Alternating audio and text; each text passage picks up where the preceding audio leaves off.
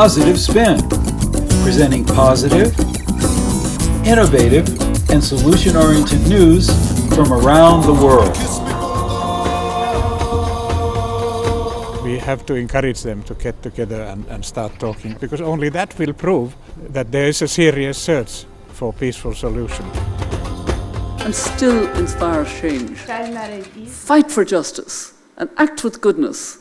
And it's that legacy of being that, in a way, I want to draw out a bit this evening. And today, I'm really happy that at least this award is given to the children, to people who campaign for children's rights. Okay, great. So we know government should be involved and it's important to have boys on board. But what can I do to help reduce gender inequality at school?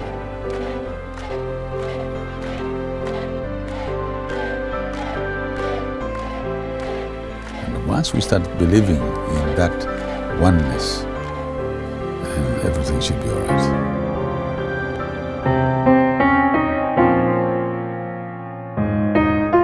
On today's program, we'll learn about the Elders, a group of world leaders working together to create a better world. And we'll hear about the Elders program, State of Hope. Then we'll see how HeForShe campaign is working to end child marriages in Malawi. After that, we'll present the facts that 1 in 5 girls are not attending school and what we can do about it. And we'll hear Malala give her Nobel Prize acceptance speech on why all girls deserve to go to school. Finally, we'll experience the traditional art of an American Indian artist.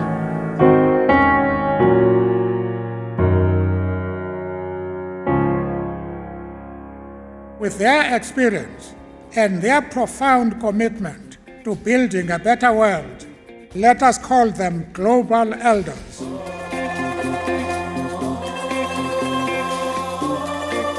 We come into a situation that's war-torn, that's shattered, and we bring hope. We have nothing to lose. We are not out to make a career. So we should be free to raise our voices and try and have an impact. I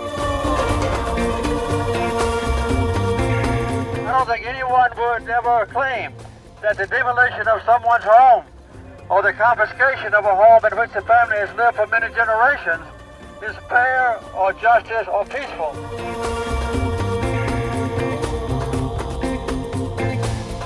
Our independence to be able to act in places where others might be inhibited. We must rebuild trust and mutual respect in the region and further afield. This is not an easy task. It will need patience and perseverance. We can provide ideas from our own experiences where countries are facing social, economic, and political problems.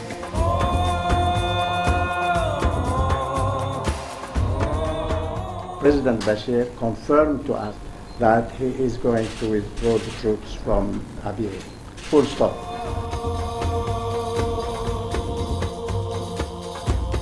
Either the leadership doesn't have a clear picture of how deep is the suffering of their own people, or they don't care.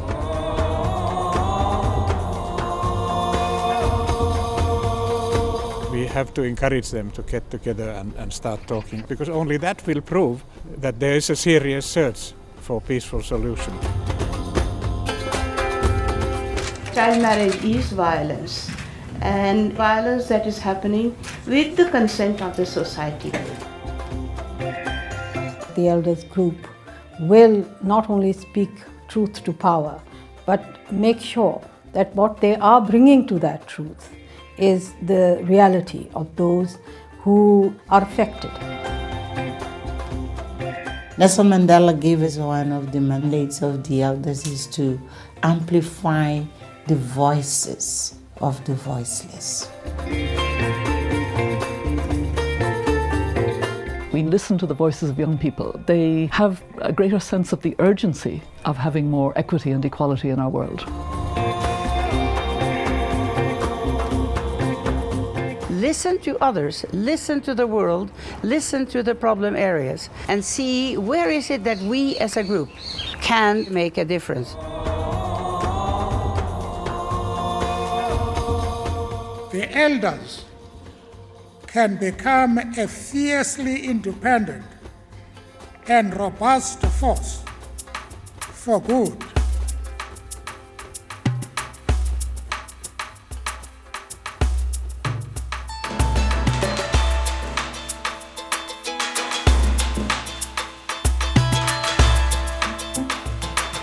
I am also certain that they will support courage where there is fear, foster agreement where there is conflict, and inspire hope where there is despair.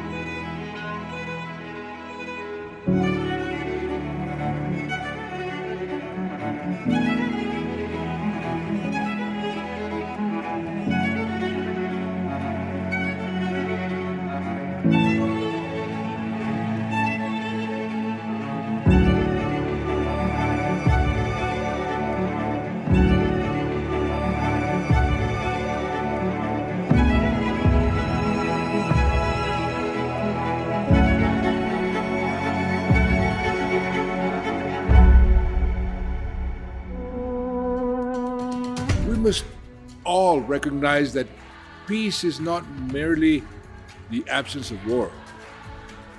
It is the presence of hope and the cultivation of a better future. Yet we lack an effective global governance framework that protects vulnerable voices, women, children, minorities, and political dissidents. The more we understand the suffering of others and do everything we can to protect them and defend them, the more we have faith in ourselves as human beings.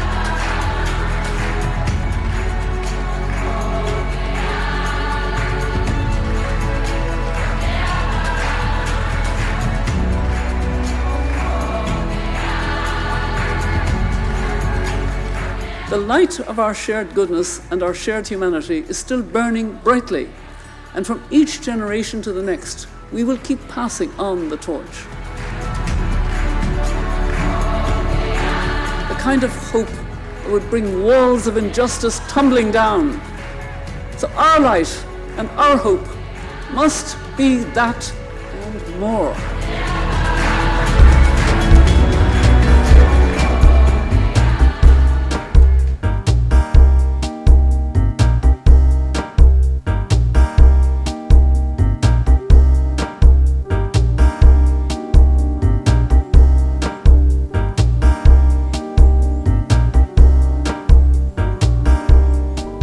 I have been inspired by great men like Nelson Mandela, who stood for the rights of a woman.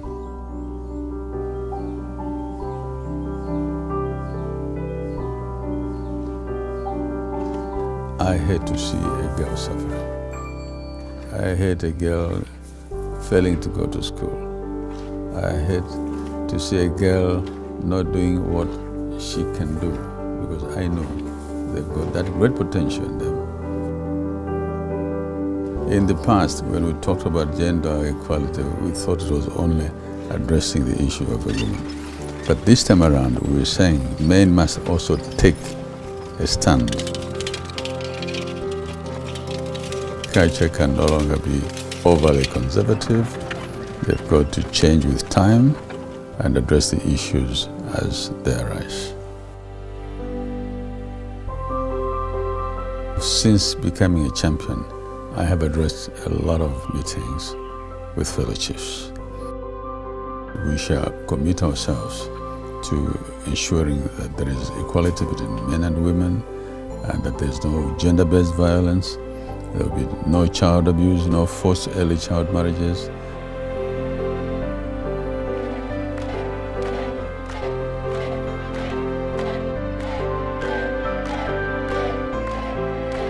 And once we start believing in that oneness, then everything should be all right.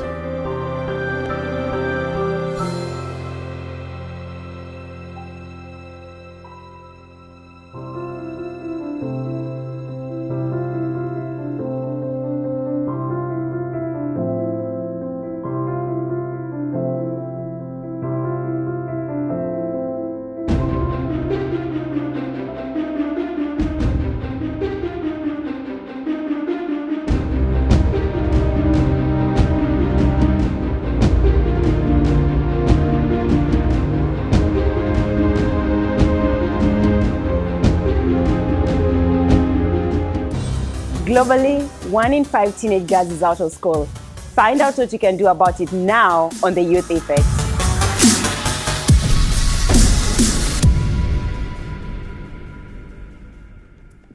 Hi, my name is Vivian Onano. I was born and raised in a village in rural Kenya, where I saw so many of my girlfriends drop out of school. Fortunately, even though I was raised by a single mother who had an unstable income, she made sure I got an education. In fact, I'm one of the first girls from my village to get a bachelor's degree. At the recent Youth Forum, we asked, can you imagine if half the girls in your class dropped out? No, I can't imagine that at all. My home country, Sweden, I don't think that it would ever happen. Girls more than boys will sustain a family and will take care of the next generation, so why shouldn't I go to school? So why is this still happening? Why do we have so many girls still out of school?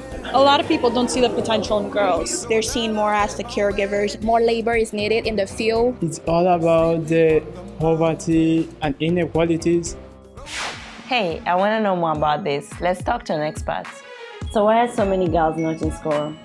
Poverty is number one. Poverty meaning ability to pay those school fees. And more importantly, ability to supplement for what families lose because the girls have gone to school. We need to address the ambition of girls themselves, because if a girl grows up in an environment where the role models that are around, suggest that it's okay to come out of school after 6th grade or 8th grade, then that is the attitude that she will come up with. A child who is performing suboptimally because the quality of teaching is so bad, the teachers are not teaching, there are no books in the classroom, is likely to be withdrawn. The calculus is, well, she's not in school, she can marry. And even when they do stay, the attention that they get is going to be biased by social and cultural factors that cause them to graduate with perhaps fewer skills and with lower earning power than boys that they've been to school with. Even after all the challenges girls face getting into school, education is not even equal once they get there. Is this just a girl talk? What can boys do to reduce inequality? I can just spread the word about these issues. If I hear any parent telling any child that he can't go to school, I'll take it upon myself. We grow up with the stereotypes, which I think is completely wrong. When you are out, for example, on the ground playing football and the girls are watching from a side, let them join. Don't say like, no, football is for men. Okay, great. So we know government should be involved and it's important to have boys on board. But what can I do to help reduce gender inequality at school? Show our potential to our society, try to show them what we are capable of. Everybody should have or mentor somebody. Young people have to be part of these global movements. So they have to become active. Whether it's social media, whether it's just through organizations in their own school, whether it's talking to their friends about it. Just help empower people, push them to do things that they believe in, dream big. Because with women, if you empower a girl child, you have empowered the whole nation. Tell us we are brothers, we are sisters, and make us to have understanding. Don't divide us. To see me through. Do you see me? Well, I see you. If you're interested to learn more about this and other youth topics, engage with us today on social media.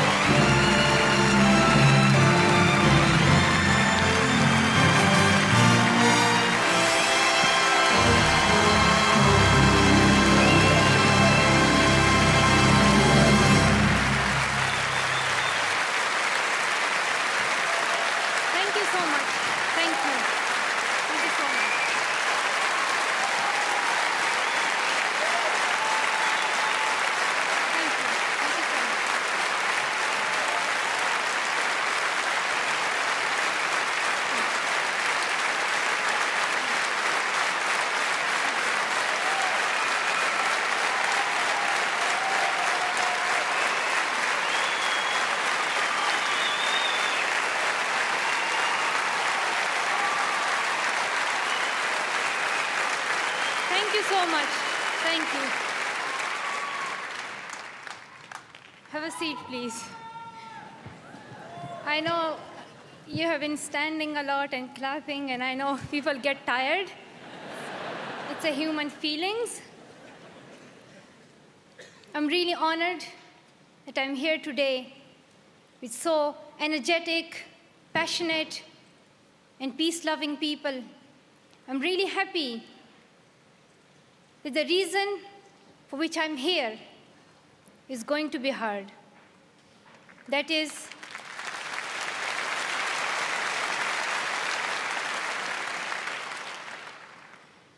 and that is education.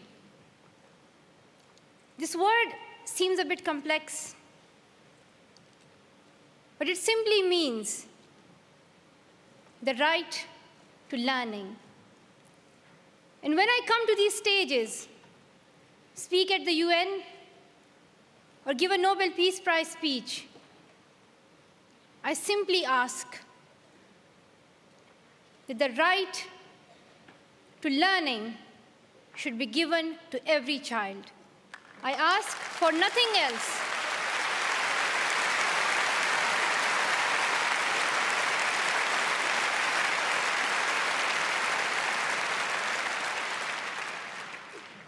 But unfortunately, there are 57 million children who are out of school.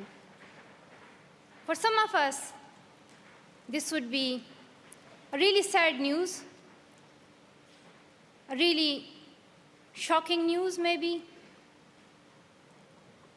And it might be happening like somewhere far away from this world. But it is happening in this world where we are living. It's not on any other planet. The children we are speaking for are living on this earth. They are our children. And they have the right to learn. But unfortunately, there are many people who do not give this opportunity to children, either because they think that children are supposed to work for them, or that children don't deserve it. Either that it is against our social taboos, or it is just a waste of money. And we have to fight against these mindsets. So this is a collective campaign. And if we want to see that change, and if we want to see every child getting quality education, then we have to work together. Then we have to go on this journey, but together. So I request all of you to think today that how can you help? How can you help these children to go to school? And today, I'm really happy that at least this award is given to the children, to people who campaign for children's rights. So this is a big opportunity for us to speak to the world. The children are facing many problems and many issues, and now it is time to think about the future generation. It is our duty. And I'm hopeful that change will come. One day, we will see every child getting quality education, but for that, we need to work together. We need to make it our target. We need to make it our objective of life. And that's what I have done. Though I'm 17, not very tall, and very small,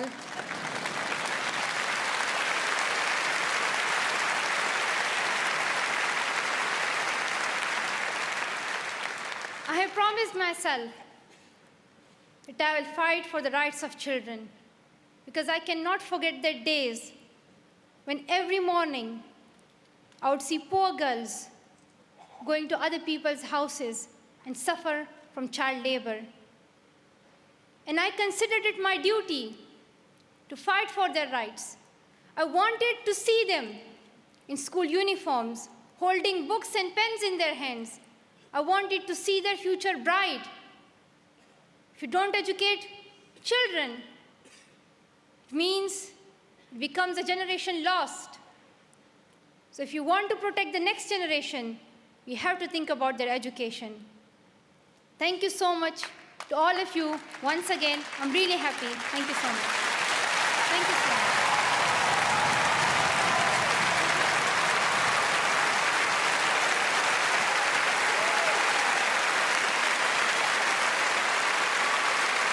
Thank you so much. Thank you.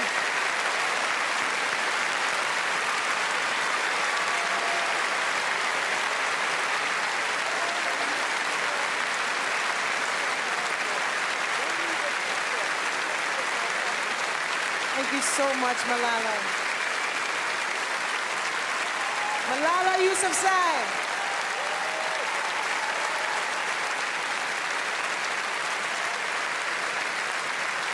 Brilliant. Malala, you have inspired so many women and girls, men as well as we see in this room, and here and around the world, to unite and rejoice in 3 words: I am Malala. How does it make you feel to see these young ladies take the stage and perform a song like that? Do you feel you're just passing it on to the next? Well, I'm really thankful to them for all their support and their love, and they really give me this energy to fight more and to work more for children's rights. And I'm really happy today. But one thing that has really made me a bit sad is that my brothers have also come here.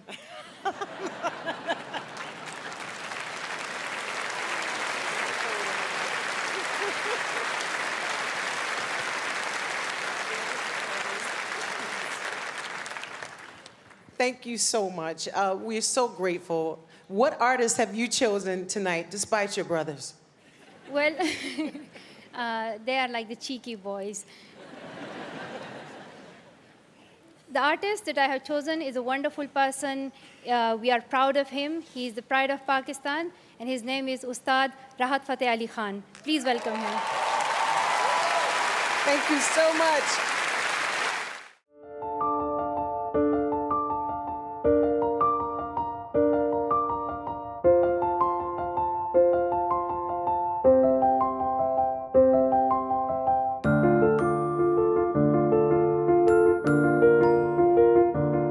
Leo Sinchumanabu, Inepo Alicia, Mary Retes.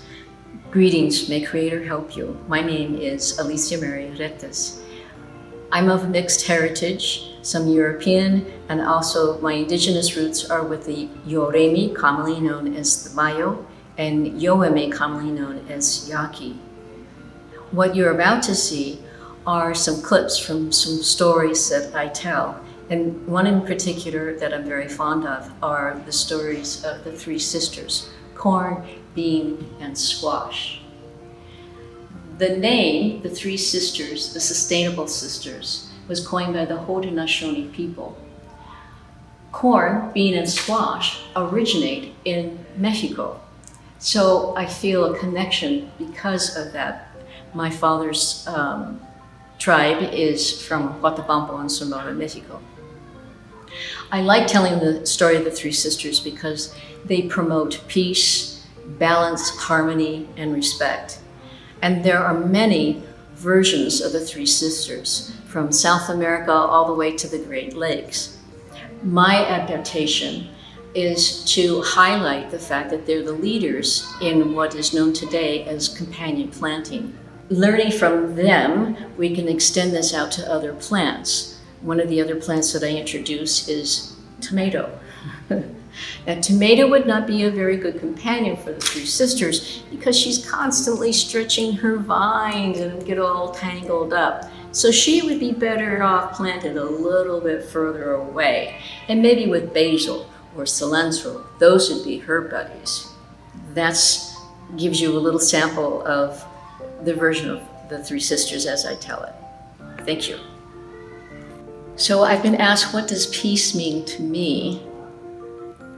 Peace to me is an inner connection with spirit, and if one is peaceful, one is feeling happiness. you can be peaceful when you're fully fed, when you have a safe place to live, you have friends and family to connect and be with. The reason why I love doing this so much is because I feel like it's a gift. They're a gift to me, and they allow me to express in stories and songs and in the crafting of the dolls themselves. And it's taken me a really long time to figure out what my gifts are. That in every age they keep changing, it's different. And I finally have come to realize I am a storyteller, I am an artist, and I am an educator. And when I'm making these dolls, I feel a huge sense of peace and happiness. Lately, due to COVID, I have felt very isolated and rather lonely. But I turn on some peaceful music and I start crafting these dolls, and I start putting, my love and thoughts into it. And I know that I'm going to bring these out for others to see. And I feel that every stroke, every touch, all this goodness is coming in. And then I think the dolls help to radiate that out. And because they do represent peaceful relations with all our relations, the humans, the plants, the animals, and balance and cooperation, working together as opposed to against each other. Cooperation is a peaceful thing. So I think that's basically the way that I could answer that question. Thank you.